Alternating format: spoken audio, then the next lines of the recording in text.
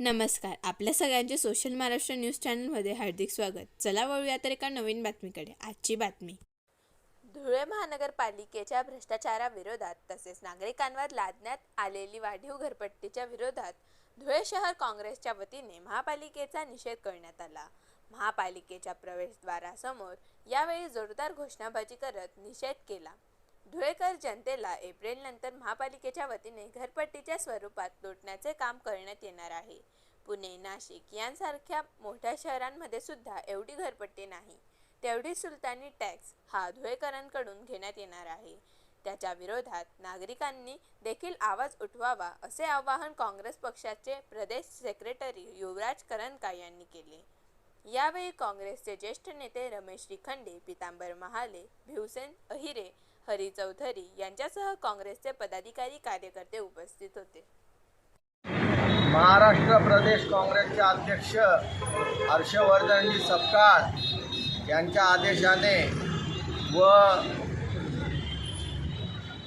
प्रदेश काँग्रेसचे कुणाल बाबा पाटील यांच्या मार्गदर्शनाने धुळे शहर जिल्हा काँग्रेस व धुळे जिल्हा काँग्रेसच्या वतीने आज सर्व पदाधिकारी व कार्यकर्ते महानगरपालिकेच्या भ्रष्टाचारावर व एप्रिल महिन्यात धुळेकर नागरिकांना जो जुलमी घरपट्टीचा सामना होणार आहे, या जुलमी घरपट्टीच्या विरोधात व आजपर्यंत झालेल्या 5-6 वर्षात महानगरपालिकेत लाखो रुपयांचा भ्रष्टाचार करणाऱ्या ह्या महानगरपालिकेचा व या भाजप सरकारचा निषेध आंदोलन करण्यासाठी आम्ही या ठिकाणी आलेलो आहोत.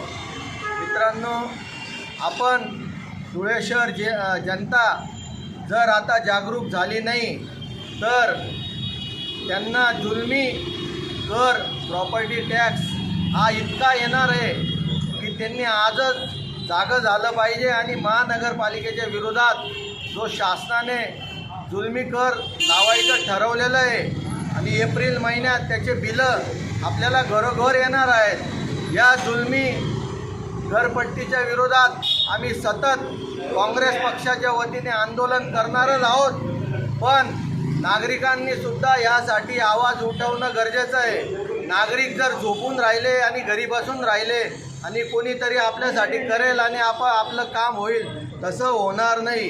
या गेंड्याच्या कातडीचं सरकारला जागा करण्यासाठी स्वतः ज्यांनी मतदान केलेलं आहे या गेंड्याच्या कातडीच्या सरकारला, त्या लोकांनी त्यांना जागा केलं पाहिजे, उठवलं पाहिजे.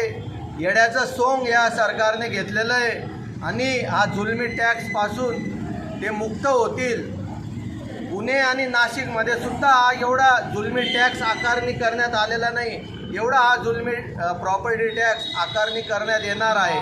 आत्तापासूनच माझी सर्व धुळेकर नागरिकांना विनंती आहे की झोपलेले असाल तर जागे व्हा आणि जे आपण उघड्या डोळ्याने बघतोय करोडो रुपयाचे या ठिकाणी रस्ते होत आहे. सिमेंटचा रस्ता आज झाला, 15 दिवसात त्याला खड्डे पडतात, परत त्याच्यावर डांबर टाकलं जातं, परत डांबर काढून परत सिमेंट टाकलं जातं. असे वेगळे वेगळे प्रयोग हे धुळे शहरातच दिसू शकतात. म्हणून या ठिकाणी आम्ही जाहीर निषेध आंदोलन केलेलं आहे. बातमी आवडल्यास चॅनलला लाईक व सबस्क्राईब करा व दररोज अशा नवनवीन बातम्या पाहण्यासाठी चॅनलला फॉलो करा. धन्यवाद.